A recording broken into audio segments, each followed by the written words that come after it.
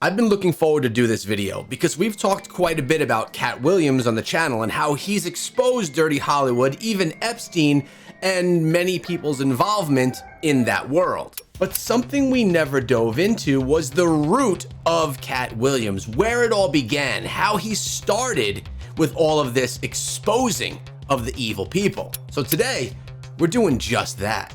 We're diving into the roots, the beginning, the start of Katt Williams' exposure. I'm about to drink this Georgia peach seltzer throughout this video. What are you drinking right now? And by the way, thank you for subscribing. Katt Williams recently spoke out against countless powerful Hollywood figures in a podcast with Shannon Sharpe, and they are not happy. What makes Katt's expose so dangerous is that tens of millions of people around the world believe he is telling the truth. This man is speaking against the evils of this world. Thank you, Katt Williams. This generation is hungry for the truth. Thank you, Katt, for speaking your truth. We absolutely believe you. They canceled me for talking about Harvey Weinstein before the thing came out, but he offered to suck my penis in front of all my people at my agency. Now, a lot of what Katt said in this podcast cannot be proven true or false, but because he is funny, a good storyteller, and most importantly, confident with his words, this allowed him to convince millions that he's telling the truth. Plus, we all know that celebrities don't often speak their true thoughts on the industry or politics out of fear of being canceled. However, some things he said are just straight up lies. I'm probably reading 3,000 books a year from the time that I'm 8 years old to the time that I'm 12. Now we know that's not true. 3,000 books a year. That's like 9 books a day. I don't know what kind of books he's reading, but we know that that's not true. I'm assuming it was just extreme exaggeration. My next project was to read the whole encyclopedia set. So when you're like 6, 7 years old, you read the whole encyclopedia set, you think you're one of the smartest people in the world. So apparently Katt read the entire encyclopedia and read 8 non-fiction books every single day from age 8 to age 12. This is impossible, and it's a lie. Throughout this entire podcast, Katt slipped in bold-faced lies which massively contradicts his preaches of spreading the truth. Nobody knows why liars lie, and that's why I had to come on the program. Katt exists in this middle ground where nobody can really determine if he is telling the truth, if he is lying, if he's telling a joke, if he's on drugs, if he has a mental illness, or if he is clearly exposing the dark and sinister nature of Hollywood. So today, I am going to give you as much context as possible so you can make that decision for yourself. Now, before we get into all of these details, I want to get your initial thought. Before we dive into the guts of the video, do you think the things that Katt Williams are saying are actually the truth? Because now that we know that he throws a whole bunch of lies in there as well, how do we decipher what's truth and what's a lie? Starting with his earliest introduction to Hollywood on the set of his very first movie, Friday After Next, where Katt played the role of Money Mike. But in the script, Katt alleged that Money Mike was originally supposed to be violently assaulted. The truth of the matter is, the Money Mike in the original script got raped in the bathroom. Katt Williams had to take the risk in front of the studios and the cast and our powers that be in his very first movie and say respectfully, the problem with Friday After Next is we're trying to make a classic comedy. And this comedy involves a rape. And rape is never funny, no matter who it happens to or what the circumstances are. If you would allow me to allow us to do this movie without a black man getting raped in it, I promise you that it will be twice as funny. Ice Cube, who wrote, produced, and acted in the film, denied these allegations. Second thing I want to clear up, it was never, I would never shoot a scene in a movie, especially like Friday, where you actually see this happening on camera. That ain't my style. If you check out any of my movies, they not raunchy. But it's because Katt said things like this throughout his interview caused fans to cast doubt on anyone who denied his claims. Now, we actually did a video on Ice Cube just about a week ago, and he exposed a lot of things from Dirty Hollywood as well.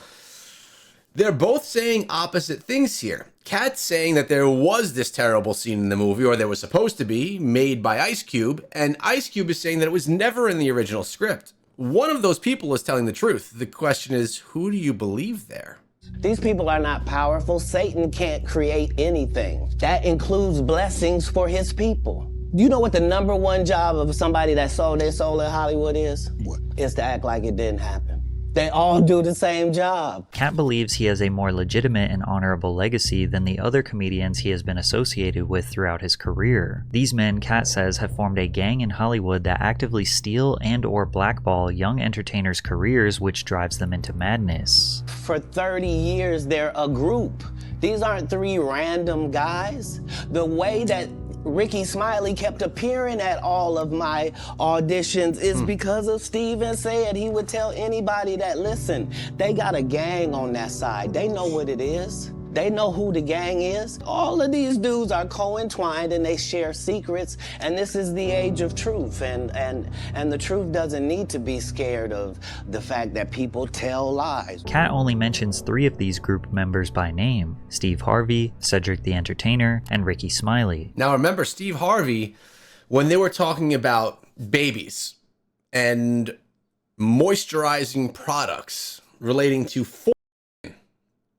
of said babies, there was a clip of Cedric the Entertainer that had it on his hands in his talk show where someone came in to promote the product. And this is all connecting of the same evil Hollywood Epstein-related world. It's funny how all of these videos that I'm putting out every single day on the channel start to connect with one another, revealing a complete web of what's actually happening. You will notice throughout the video he makes bold accusations about many other massive stars like Kevin Hart and Martin Lawrence. Are they also a part of the gang? Well, that's up for you to decide. If you sign up for their program, you get a light-skinned, weird-faced wife that never do an interview. Anyways, let's start with Katt's claims that Cedric the Entertainer and Steve Harvey stole his material. Katt claims that both Steve Harvey and Cedric the Entertainer have stolen jokes from him. Cedric did it first on the original Kings of Comedy tour in 2000, which at the time was the highest grossing comedy tour in history. Steve Harvey, Cedric the Entertainer, and Bernie Mac playing sold out arenas from coast to coast. The tour grossed over $18 million in its first year. In 1999, both Seagram Americas and HBO sponsored the tour. D.L. Hewley was added and the 2-year gross exceeded $37 million. And at the exact same time of this tour, Katt was just starting to make a name for himself in Hollywood. He thought that I was just a no-name comedian and that he could take this joke and nobody would know. Right. The issue was that I had already done this particular joke on BET's Comic View twice. This is the joke that Katt is referring to, which was originally performed in 1998 on BET's Comic View program. You could have had your car radio up so loud that you couldn't hear the damn thing when it cut off. It looked like this. You flossing in a 6-shift convertible.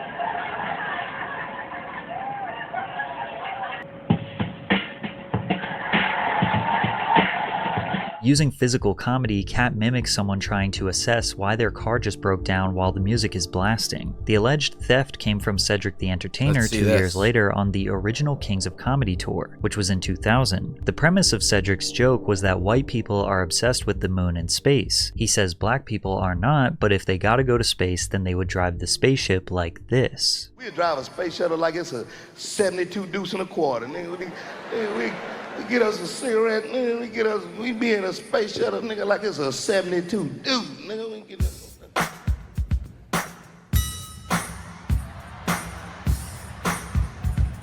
Now, when you consider the music cue, which is not very common in stand-up comedy, that already looks suspicious. Then the side-by-side comparison indicates Cedric makes very similar physical movements that Katt did. Cedric says he did not steal the joke, and that if Katt was so upset about it, he had 30 opportunities to speak up. Katt say you stole one of his jokes. Yeah, like, I mean, it was ridiculous. You know what I mean? It was like the idea of the joke that he was even talking about don't even match up with no timeline. So for me, it was one of those things like... Did you have a conversation? Did you guys sell it? Did you have a conversation with Katt? I've seen this guy 30 times. Like, dog, if you literally was that upset about it, like, dog, just step to him and say, hey, yeah, why didn't you say nothing? Like, that don't even make sense. But Katt says that Cedric apologized about stealing the joke years ago, and is now lying to the public that he never stole it in the first place. Him and Steve had already apologized for me, so I gave him a pass. Why would you sit here and be like, I saw Katt 30 times. Why did I give you a pass if you were just gonna lie? So imagine how a young Katt Williams felt seeing his best joke being stolen by one of the biggest comedians in the world on the largest grossing comedy tour in history. It's actually interesting to hear the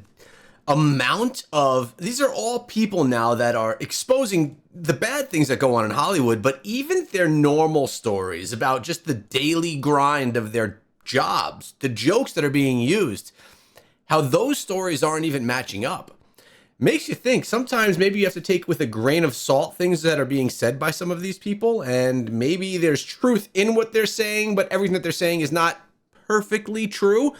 It's difficult as someone that's looking in like you and like me to actually know the 100% truth. He never wrote anything. Remember, when Cedric the Entertainer starts, he's supposed to be singing, dancing, and telling jokes. That's why he's called the Entertainer. He did 4 comedy specials. They're so bad, Shannon, they're not available on Netflix or Tubi. Noticing all the backlash, Cedric responded to Katt's comments on Instagram. Revisionist history. Regardless of whatever Katt's opinion, my career can't be reduced to one joke Katt Williams claims as his. Cedric added, I'm a grown-ass man, and none of that shit going to go like you think. But Cedric isn't the only one that stole Katt's material. Steve Harvey's theft of Katt's jokes is arguably much worse. At the 2005 BET Comedy Awards, Steve Harvey introduced a hot upcoming comedian to the stage by the name of Katt Williams. Katt hit the stage and absolutely dominated the crowd with his joke about gas prices. Because the world is crazy right now. What is gas? $600 a damn gallon right now? I don't care how much money you got, gas is entirely too high. Used to be, if you put $15 in your tank, you had time to bond with your vehicle. You had time to put the nozzle in and set the clicker and look through your car and clean off the dashboard. Then Steve Harvey did a joke about gas prices 3 years later in his comedy special, Still Trippin'. Gas $4 a gallon. Can't even pump gas like you used to no more. $4 a gallon? You remember when you used to go to pump and put the nozzle in there and hit it? Be sitting there talking, be on your phone, hey, what's happening? Be walking around, cleaning the windshield. It's hard to see this as anything other than blatant theft, but Katt didn't stop there. He continued to expose Steve's long history of suspicious behavior. That one actually seems like more of a stolen joke than the one that we saw from Cedric the Entertainer. It started with why Bernie Mac quit the iconic Kings of Comedy tour. Do you consider yourself a king of comedy? They consider that. Oh, After Bernie left, them same 3 guys I'm telling you about, the Kings, Yeah. they came to me. I was supposed to be the 4th king. I got the offer. Then what happened? But I turned it down. Why? Because you shit on Bernie, and I know the truth. You think I'm gonna let you shit on Bernie and then come get me? I'm the next king? Fuck you. Now, there has been an infamous beef between Steve Harvey and the late Bernie Mac that fans have known about for years. There were often arguments between the 4 comedians of who should be the closer or finale of the tour. Since Bernie was a much funnier comedian, Steve would get booed by the crowd when he performed after Bernie. Why? Because the whole time Bernie was here, you was acting like you was funnier than him. The reason you was supposed to go last is because it was your tour. Tell the truth. It was Steve's tour. Not it was gonna be called the Kings of Comedy, it was Steve's tour. These are the guys opening for him. Of course you gotta close if it's your tour. Harvey eventually just ended up being the host of the tour and not performing a full stand-up routine because he just couldn't make the audience laugh as hard as Bernie. D.L. Hewley, who was also on the tour, even said that Steve never thought Bernie would become successful, and when he started getting more opportunities, he became jealous. You feel that the beef between Bernie Mac and Steve Harvey was because Steve Harvey was getting a lot of network love during the time and Bernie Mac not so much? Yeah, and then Bernie started to get it. So yeah, I think that, Steve at one point was, uber successful, and then Bernie started to, because he didn't ever think he would get the opportunity he got. But once he did, America loved him, like we all kind of knew they would, and he decided to go a different way. Eventually, Bernie got sick of Steve hating, realized his worth, and exited the tour, which ended up forcing all 4 guys to split up. We split up. You wish you would have stayed, kept it together, could have kept it together a couple of... We tried everything, but, dudes felt like they was movie stars. I never saw myself as a movie star. Steve basically claims that Bernie went Hollywood and acted too good for the guys, and Katt didn't like that. Imagine him coming to tell you another story where he got so big and it was Bernie and them's fault because they wanted to be movie stars. What? You called Ocean 11 to get that nigga's part. What do you mean you didn't want to be a movie star? Allegedly, Steve even called the producers for the heist comedy film Ocean's 11 to steal the role of Frank Catton from Bernie Mac. I mean, what we're looking at here, we're getting a look at the initial of Katt Williams exposing Hollywood, right? Here, it seems just like Hollywood drama more than anything that's Hollywood evil. Ocean's 11 featured a star-studded cast, including George Clooney, Matt Damon, Brad Pitt, Julia Roberts, and Casey Affleck, among others. The film became a huge critical and commercial success, earning over $450 million at the worldwide box office. Having a substantial role in a film of this magnitude helped the rising trajectory of Bernie Mac's career. An infamous GQ article from 2003 released when Bernie Mac himself claimed that Steve was jealous of him from the very beginning. Overall, Katt is obviously upset about Steve stealing material, but ironically, he was more upset that Harvey tried to lie and claim that Bernie went Hollywood on the Kings of Comedy, when in reality, Steve was so jealous of his success that Bernie couldn't take it anymore and quit. And now that he gone, you gonna act like he wanted to be a movie star. You stop it. You stop it. That man was funnier than all of y'all, and y'all thought y'all had one over on him. The king is the funniest. Period. Every time. And that's why no audience member was ever swayed. It didn't matter where Bernie went. You think if Bernie went first, he wasn't the king? Get out of here. But Katt Williams and Steve Harvey's beef did not stop there. A few years later in 2008, a show promoter booked Steve Harvey and Katt Williams to co-headline a New Year's Eve stadium show in Detroit. Katt entered his villain arc and challenged Steve to a comedy battle on the Jamie Foxx radio show, to which Steve accepted. You have been the king of comedy as long as we've had one. The second that you get off stage, I need you to understand that that's your final time as the king of comedy. I hope you got a team of writers. You're going to need about 6 or 7 of them. You can bring The Nation. You can bring Rashawn McDonald. You can bring everybody who listens to your radio show. They going to see the truth. And its name is Katt Williams. Consider yourself warned. What was supposed to be just a comedy show is now some sort of 1v1 battle dubbed the Championship of Comedy, and Steve responded with this. I'm not saying he's in trouble, but I'm saying this right here, Jamie. A dog don't bark at parked cars. Basically, Steve's analogy was that he shouldn't respond to Katt Williams because he is too famous and successful. So on New Year's Eve, Steve got on the stage and never addressed or made fun of Katt. That was a big mistake. Please give it up for Steve Harvey one time. Give it up for Steve Harvey. He's an excellent comedian, but he don't want no parts of this in any way, shape, form, or fashion. I don't know why he came out here with all this money y'all spent on them tickets and talked about a lady in the audience for 15 goddamn minutes. That nigga should have talked about me the way I've been to talk about his bitch man. Oh, yeah. He tried to copy off me and bring that ugly ass, sparkly ass tie out. A regular black suit like he was going to a funeral. Yours, nigga, yours. Nigga think he the shit because he was the shit in 1968. Nigga, I'm the shit this evening. Let's fast forward it to when this disrespectful nigga did something called the original Kings of Comedy.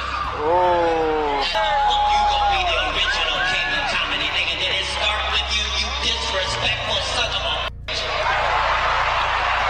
Richard Pryor, not Bill Cosby, Steve Harvey is the original King of Comedy. You's a goddamn liar. And if you listen to his show, you know that nigga's a liar straight up and down. I gotta start off January 1st trying to find his hairpiece and his career, because I come to put that motherfucker on the ground. Katt absolutely embarrassed Steve. He claims this was the end of Harvey's career. He went all in on him. Literally the whole show was him destroying Steve Harvey, while Steve Harvey didn't mention him at all. Steve told you that he stopped doing stand-up because he had 7 TV shows. The only problem is when he stopped stand-up, he didn't have those 7 TV shows. He stopped stand-up because he got in a comedy battle called the Championship of Stand-Up Comedy with one Katt Williams in Detroit in front of 10,000 people and lost because Katt Williams said he was actually bald and that was a wig. And I went in and that's why he couldn't do stand-up anymore. Now, Katt isn't very accurate here. Steve had multiple successful arena comedy tours after the championship battle, and Steve was already bald by 2008, so Katt didn't really expose him for having fake hair. But is it a coincidence that almost immediately after Katt got on that stage and exposed his biggest hater in the industry, he started his crazy downward spiral? In November of 2008, Williams missed an appearance on Conan O'Brien and was later arrested that evening when officers found 3 handguns in his car while exiting rapper Jim Jones' studio in New York. That same month, he checked into the Mount Vernon Inn in Sumter, South Carolina. Shortly after checking in, employees reportedly found Williams stumbling around wearing just a bathrobe and a towel wrapped around his head. When police arrived, Williams asked them for directions to the nearest hospital. There, his family convinced him to seek psychiatric help, to which he was eventually hospitalized. He just said that he doesn't trust anyone anymore, that everyone has turned against him. He wasn't really coherent. Pretty much after this, Katt wasn't seen again until 2011. No stand-up performances, no movies, no TV. The only time he was talked about was when he was arrested. In November of 2010, authorities arrested Katt in Coweta County, Georgia, after he allegedly stole $3,500 worth of coins and jewelry. Things escalated in June of 2011 when he was arrested in connection with an alleged assault on a tractor driver. All right, so he definitely doesn't have a clean slate himself.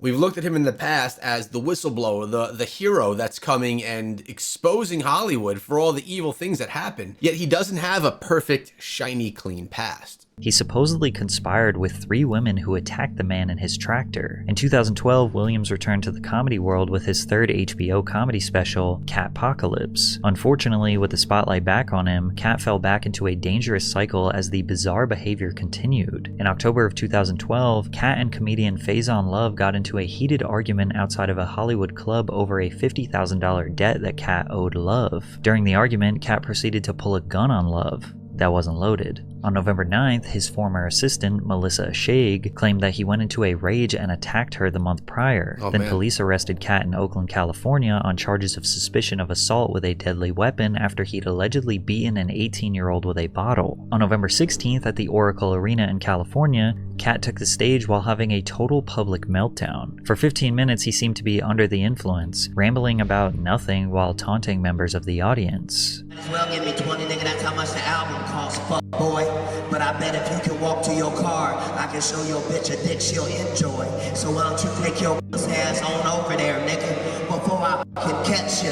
Or you can pull your bank out and I'll match you. But you ain't gonna do shit but get punched in the face. Then the audience began booing him. Boo! Boo! Boo! Look at all the broke people. Boo! Your breath smells like top ramen. Get the fuck out of here, nigga. I am like afraid to leave and I'm afraid to stay. We know you ain't got no money. We see your outfit, nigga. Get the fuck out of here. Oh, broke ass nigga. On November 17th, 2012, Williams got involved in a police chase while driving his 3-wheeled motorcycle and failing to stop. Just a week later, Katt was arrested in Seattle, Washington after he allegedly got into a dispute at a bar in the South Lake Union neighborhood. His arrest came after he missed the first night of a planned 2-night performance at the Paramount Theater. That same month, he slapped a Target employee in Sacramento for no apparent reason, which was made fun of on late-night television shows like Conan O'Brien. On December 28th, Williams was placed in handcuffs once again on child endangerment charges. Oh man, K, you cool, man? How you doing? I'm cooler than a fan, man. They took my children from me. Yeah, I mean, how terrible is that? Katt's criminal history does not even come close to stopping here, but I'm sure you all get the point. He was spiraling hard for years, seemingly strung out on drugs or at least experiencing manic episodes. The media called him crazy, a crackhead, and didn't believe anything he was saying since they wrote him off as a madman, but he says he was never under the influence. I am never under the influence of anything. I'm always in my right mind. I'm always a physical specimen. Now, maybe in his right mind is still a nutcase. I don't know the man personally, so we can speculate there. But I'm telling you, all of this stuff that he was involved in, all of this negative stuff definitely does make you believe some of the accusations he's made against Hollywood. It makes you question a little bit more. Now, I have no doubt that the things that he's saying about Hollywood are true. I just don't know that he's the most trustworthy source for things to come from. And when you see me, I'm much, much bigger. than you had thought. I have far less play in me than you would like. There seems to be a pattern with comedians in the downward spiral. In 1990, Richard Pryor, who struggled with addictions to women and hard drugs, poured high-proof rum on himself and set himself on fire. His widow, Jennifer Lee Pryor, claimed it was a drug-induced attempt at ending everything. In 1997, Martin Lawrence was coming off the end of his hit sitcom Martin, as well as starring in the blockbuster film Bad Boys. That year, Lawrence allegedly had a meltdown in Los Angeles where he ran into Ventura Boulevard with a gun and threatened tourists and random people. Sources claim Martin began taking psychotropic drugs and having violent outbursts on the set of his movie, a thin line between love and hate. Martin would continue his erratic behavior, getting arrested for gun possession and later going to rehab. We've said this on the channel before. We see a lot of erratic behavior from people in Hollywood. And people say it's because they didn't ever grow up the same as a normal person, because they were always under the spotlight. Not that Martin Lawrence was a child actor or anything. I'm talking in general here, not specifically about Martin. But you have to wonder, of all the things that we now know that go on inside of Hollywood, the Weinsteins, the Epsteins, the P. Diddy's, the Oprah Winfrey's, all of this stuff, is that what's actually making these people completely lose it and do things like jump around in the streets with a gun in your hand in your underwear? Or someone taking, let's just say, ending themselves? You got to wonder what's making people do this. And the next person we're about to talk about here is another example. Robin Williams openly spoke about his lifelong battle with addiction, alcoholism, and depression. Comedian Marc Maron has spoken publicly about having severe depression. Artie Lang and Jim Norton as well. John Belushi, Chris Farley, and Greg Giraldo all died of drug overdoses. It's unclear why comedians seem to struggle with mental health more than others in the entertainment industry while being tasked with creating the most lighthearted content. Deborah Serrani, a clinical psychologist who treats performers with depression and other mental health problems, said comedians often wear what we call the mask of depression, which helps them put on a more acceptable face to the world. But behind that mask, there is a terrible struggle going on. There is a stigma about depression, and oftentimes the laughter distracts from feelings of weakness. Katt Williams has had an extremely rough life, starting with being homeless and alone at age 13. Combine that with the chaotic lifestyle of a comedian, constantly being on the road, late nights, irregular sleeping and eating schedules, the pressure to constantly deliver funny and engaging performances, as well as regularly dealing with hecklers and sometimes unresponsive audiences who make the job mentally taxing. And on top of all of that, add the potentially evil Hollywood gang that Katt says is actively trying to get him to compromise his morals, but when he refuses, they blackball him and run smear campaigns to call him crazy. That is a recipe that would make any man go mad. So the question is, was Katt trying to escape an evil industry, or was he actually a drug-induced madman? Martin tried to put me in my first dress. When he had to go on his hiatus, he tell me, Katt, when I come back, I need you. You my young partner, you my brother in comedy. When I come back, just promise me that my next movie, it'll be me and you. Go do what you gotta do. When you come back, I'm in your movie. Don't trip. I don't need to see the script or nothing.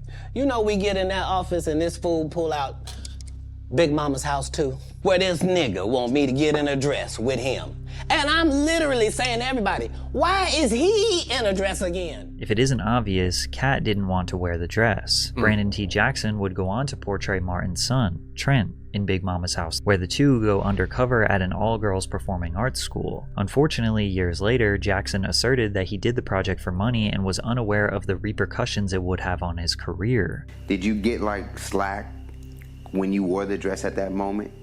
Only Katt Williams. Katt Williams was trying to always say, Brandon, don't wear a dress. You know, he called you, or is this? No, he was saying it in the media, so I thought he was heckling me. He was really trying to help me at the time. I didn't know that. I was immature. Right. I feel like, dang, why I'm trying to make it. And then he was trying to warn me, you know, don't get in the dress. Everything went wrong. It's like everything went right. Everything went wrong when I put on that dress. Katt has been discussing this subject for years because this has been a pattern that many have speculated is a humiliation ritual. Eddie Murphy, Tyler Perry, Jamie Foxx, Wesley Snipes, Chris Tucker, Arsenio Hall, Tracy Morgan, the Wayans brothers have all dressed up as women for TV or movie roles. Just before Kevin Hart exploded into fame, he also wore a dress on Saturday Night Live. And even 10 years ago, Katt discussed this. It's two answers. First of all, let's be very, very clear. It is possible that there isn't anything funnier than a guy in a dress. And if that's the case, then it might also be said that there's nothing funnier than a black guy in a dress. Okay, well, Kevin doesn't have to worry about what people are going to say about him wearing a dress because of the long line of dress-wearing people before him. So now some of us are against the Illuminati, and we are against the Illuminati at our own detriment. When people are against the Illuminati, then they get punched in the face all the time. The press hates them, and nobody likes them. So he's basically saying that when you wear a dress as a man, or as he says, as a black man in a movie, you're basically degrading yourself. You're embarrassing yourself. You're insulting yourself as a man, and it will ruin your career going forward. Looks like some people happen to agree with him. But is this just comedy? Just an attempt at something that is supposed to be funny for a movie? Or is it a way to actually take men and bring them down for wearing the dress in the movie? Katt also detailed an Illuminati meeting alongside Ludacris. There was a crossroads where we were both invited to an Illuminati thing and decisions had to be made. So it was both of us, we were equal. One of us had to cut off all their hair and couldn't do the sideburn thing no more with the points. And the next person, they said, was going to get $200 million because they were going to pay him $10 million a movie to do 20 movies. And that's how the conversation happened. One of those persons turned out to be Ludacris, and the other person turned out to be Katt Williams. It's really hard to back up any of Katt's claims, and even if the stipulation of getting a $200 million deal is that you have to shave your head and sideburns, that seems like an extremely small compromise. And there are no indications that Ludacris ever sold his soul. I mean, he will tell you, he responded to Katt with a rap song. Never been Illuminati, only Illuminati, and I only left with bitches when coming from any party. Afro with the sideburns, yeah, that's my signature. Addictions on the rise, comedians check your temperature. Perhaps the most overlooked comment during the interview was Katt's take on Kanye West. I suspect that we're pretty awful people if we say that somebody got a mental illness and then we watch what they do. If you say somebody got special needs, then why would you be watching them and holding them accountable like everybody else? The question of whether someone's actions should be judged differently due to mental illness is complex and multifaceted, and opinions may vary depending on cultural, ethical, and legal perspectives. Mental illness can significantly impact an individual's ability to understand the consequences of their actions. And let's remember, Kanye was with the Kardashians, involved in that family, which has direct ties to evil. And I was never a fan of Kanye. I know many were, but he may have good reason for having fallen off the deep end a little bit. He's seen a lot of terrible things. To make rational decisions or to control their behavior. Katt is not excusing Kanye's behavior, and he definitely says he doesn't agree with what he says, but he's just questioning why people are surprised as his whole career he gave obvious signs, such as claiming that he was a god, and he was praised and uplifted for his outlandish behavior. Now, Katt has never publicly disclosed any sort of manic or psychiatric problems, but look at how much the world judged him when he was crazy 10 years ago, versus now he is saying the exact same things he was saying while he was crazy, but today he is more calm, coherent, and of course, entertaining. So now we have a deeper look inside of Katt Williams. Before a lot of the claims that he had made about evil Hollywood, about the Epstein files, actually came to fruition. You know a little bit more about the struggles that he had throughout his life. And I'm wondering if your thoughts about him and his exposing of evil Hollywood holds the same amount of weight that it did before you knew the story of Katt Williams. If you want to dive into his claims and what that actually looked like, this video will give you all the details you need. I'll see you guys over there.